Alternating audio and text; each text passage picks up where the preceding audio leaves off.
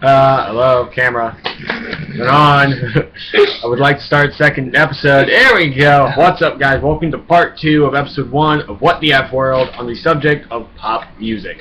I just went over Justin Bieber, One Direction, Rebecca Black, and briefly The Wanted, so I'm not really going to talk about any of them much. What? So one thing to go. Well, yeah, this is only going to be a one-take video. This is take 1. It's going to be the only one. Straight in, I'm going to talk about more 2012 music. Starting with, Ed Sheeran.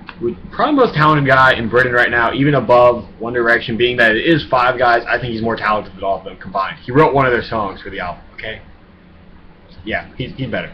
Anyway, his album came out in 2011 in England, but he only released the A-Team with a few extra songs America could get, and I just got his album. It only came out recently in 2012, which I got the day it came out. I had listened to it. I didn't break my rule. I didn't break my rule, guys.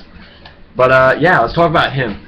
He's really talented. I honestly don't have many complaints. You Need Me, I Don't Need You was a little like... I get he's a really good rapper. He is a very good rapper, singer, beatboxer. Dude can do like a million things. I don't care for the song itself, though. It doesn't make sense to me at all. It's like, is he talking to a girl? Is he talking to the fans where he was really, really pissed off? Again, parental advisory is going to be... I'm not going to say it again. That's a guideline for these videos, pretty much. That was a song I didn't like. Thinking of, was there another one in specific? I didn't like the EP with Yellow Wolf. He let everyone download it for free on the day it came out. I listened to it. I ended up just deleting it. I don't even own the files anymore. Maybe it was Yellow Wolf, or maybe it was, I'm not a huge rap fan entirely. I wasn't really feeling it. If you like it, comment. Maybe it was just me. But what I like about Ed Sheeran, which is going to be one of the main things, is live. He did a recent live session. I've seen live videos, even through crappy cameras. He sounds amazing live. I mean, he sounds better than he does on the album, which, I mean, obviously the album came out a year ago. His voice has just gotten better over touring the entire time. But that's what all bands should be like. I mean, if your album is out and that's what you sound like, you should sound like that live, which a lot of people don't, which is really kind of a bummer. Alex, what is a band that does not sound good live? Alex is my brother, by the way, guys. He's going to be sitting here next to me in this first episode. He might in the future, but what would you say? We got to think here, because...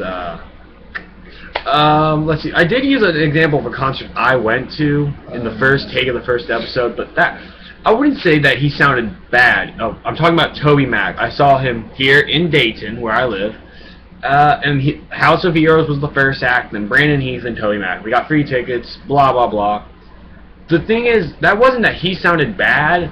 It was... Well, I'll give TobyMac, he's kind of up in the years. He's been playing for a very, very long time, all the way back to the 90s with DC Talk. I'm pretty sure he was performing... It was early 80s. He was performing before that in the 80s even.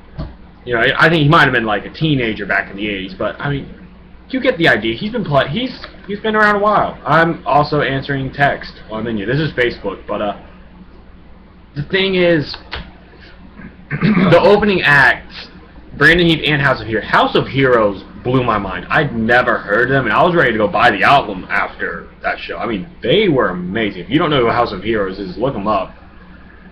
But they were better than TobyMac was live. And there was one song in specific, the song called Tonight, with John Cooper on the track.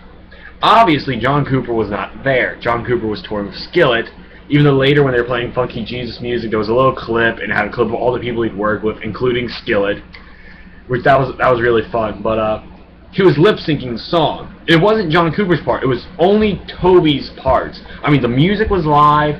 The backup singers were singing John Cooper's part. But Toby, for some reason, wasn't singing. And I only noticed this because, one, I thought, like, man, he sounds really like the album. And then I noticed that he missed a certain word. I can't tell you which one it was, but he missed it. It was like, yeah, that ain't lying. But that was the only song I really noticed that he did. I don't believe he did it for any other one. Though they did True Dog 10, which is his son, and he was via satellite. It was just a video that they played with the song going in the background, and the guy was talking to him. Obviously, it was all rehearsed. But that was cool. I mean, they include that because he had never really done that before on the recent 2 of his kid on his albums. But yeah, lip syncing is another thing. I don't like lip syncing. I think it's cheating. Almost as much as I left this out of One Direction, which I didn't want to come back to them in this rant. Bands off TV shows. We got Kelly Clarkson, Carrie Underwood, One Direction, Cher Lloyd, I believe, was on X Factor, even if she didn't win. Daughtry? I think The Wanted was. Daughtry was, even though he didn't win. When a band does that, especially when they hit it mainstream, which a lot, even the winners, they don't really get there. I know Jermaine Paul just won The Voice Season 2 with Blake Shelton as his coach. He was really talented, and I've heard nothing about him at all since that show. I've heard a lot about that one girl. Yeah, there was, actually, I think her name was Ray Lynn, was another person from Blake's team, and I'm pretty sure he's working on an album with her right now. And she was really good, especially with that Wake Up Call cover. But the thing I don't like about music shows, which is probably one reason not only will I not audition for one, just because I don't think I could get on there, because I would probably choke and not be at my best in the audition, especially with The Voice, knowing who's behind the chairs. I mean, they shouldn't tell you who it is. New judges every year. I think it's kind of cheating. I mean, you can get publicity. You can make it in music from being a random person from middle of nowhere, Kansas, and get out there. I mean, the band Kansas did it. You don't have to go on a TV show to get fans. It's not necessary. And honestly, why? Why do it? I mean, look at how many people off of these shows. American Idol's been around for like over 10 years. Look at how many people actually got big off of it, and a couple people were from the same season. I mean, it was the winner and then one of the people like in the top 5 both got big. But that's not a very good statistic. I mean, there are a lot of people that go on those shows, auditions and people on the actual shows. You're almost killing your career. If you don't get famous off of it, you bury yourself your grave. You're digging the hole deeper. You're not going to get out of it. Because everyone's going to be, oh yeah, he got out the first week. Yeah. Now, I'm saying, I mean, like, one guy I listen to, Tyler Ward, he's a big YouTuber. He's got his first official original album coming out. He's done original songs before. Auditioned for American Idol, and, you know, he didn't get on, obviously, because he's making his fame on YouTube now. He's not known as a loser. I mean, imagine if he would have gotten on there, or if someone from Boyce Avenue would have. They'd be known for being the loser, even if they got big. I mean, Daughtry is. Even though a lot of people don't like him, for reasons whatever. I guess some people don't like his voice, how he doesn't hold out high notes. I get that. I don't hold out high notes when I'm singing. I think it's not really necessary, or if you don't sound good, don't do it. He's always going to be known as the guy who lost. He's going to be known as the guy who... Was it Simon Cowell who was on American Idol? Yeah. Now he's on English X Factor because he's actually from England. Yeah.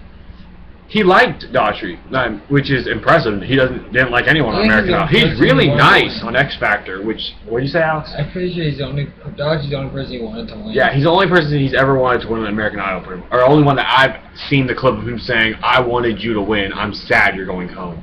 But he actually seems like a really cool dude on X Factor. He's pretty nice. I have no idea what I was ranting about before I got into this whole TV show thing. But let's just talk about mainstream artists. Fun. I did not mention them in the first part. If you don't know who Fun is, they did a song We Are Young, which everyone has heard. Lip syncing. Lip syncing. Oh yeah, I started with the whole live thing and the lip syncing. But yeah, I've pretty much covered that. I might come back to it in the future in a different episode. But Fun is another mainstream artist that really hit it big in 2012. I didn't hear We Are Young. It did come out in 2011 officially, but I never heard it until this summer pretty much. That song I personally don't like, but I have the first album, Animated Night. What I've heard of some nights, including the title track, not cover track, they don't do covers, they're pretty big. They're really good. I mean, if you don't know who they are, go look them up as soon as you finish watching Strand. But do finish it and like and comment and subscribe and all that stuff because it makes me happy. And I smile, which I don't smile at. That was really weird. I'm sorry. We already brought the ADD up last episode out. We don't need to remind them. Let's do one more thing here, then I'm probably going to wrap up this episode. I don't think I'll do another part. 10 minutes. Yeah, we are at 10 minutes, so I really don't want to go on much further because YouTube might crap out.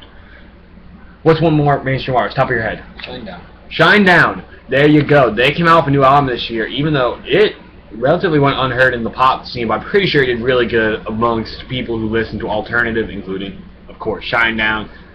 From what I heard of the album, I really like Unity a lot. Bully was pretty good. I was a little burnt out of all the anti-bully songs by then, though. I mean, Keenan West did Never Ever, which, if you haven't heard that one, that's probably my favorite. I actually know Mark Lopez, who's one of the rappers in the version on YouTube. That's probably my favorite. But by the time Bully came around, everyone was doing a song about bullies, and it's like, it's not going to stop because someone puts out a song. I mean, you're going to have, these kids need to learn how to do something. I'm not ranting about that. That's really a touchy subject. I don't want to get on there. But Shinedown's new album, Amaryllis, in that title track, I did care for. I don't understand it, though. I mean, it's very much a love song, obviously. You can tell by the feel of it. But he calls her Amaryllis, which is this type of flower. I've never heard of that being a name in any. I've heard the names Lime Jello and Orange Jello. I've never heard Amaryllis, though. So, I mean, it might be a metaphor. It might be what the flower represents in Japan or something. But it's about finding. It's a rare flower. You guys just witnessed me figure out the song. Amaryllis is a very rare flower. And the song says, "I finally found you, Amaryllis," or something along that line, if it wasn't that line. So yeah, that's what the song's about. You guys just witnessed a huge discovery for me right here. So yeah, if you haven't heard their album, check it out. Guitar Center posted them playing Unity live. I would listen to that version first, honestly, because it's raw, and he sounds very, very good live. The worst album of 2012, though. This is how I'm going to close out this episode. My brother's probably going to hit me for saying this. My least favorite album that's come out this year so far is Nickelback's Here and Now. I'm sorry. I like some Nickelback songs. There were a couple songs, Dark Horse. I did like Dark Horse. Sorry, not Dark Horse. I don't. Dark Horse. But I liked I'd Come For You and Never something. I'm brain fart. Anyway, that is my least favorite album so far. To wrap it up, one last thing. Got Ye, somebody I used to know. One of the biggest songs this year. If you haven't heard it, check it out. The chorus sounds like he's Sting from The Police, which is in my head now because my dad just said that last night when I was playing it on guitar. That wraps up episode 1, mainstream music. I might do a further, after I do a couple of different topics, might return to this. Hope you enjoyed. Like, comment, subscribe, tell your friends, tell your parents, tell your cousins, tell your favorite cousin twice removed who heard the Believe album. Huh? Hide your kids. Oh yeah, hide your kids, hide your wife, because they're raping everybody out there. I'm going to stop this video now. Peace, guys.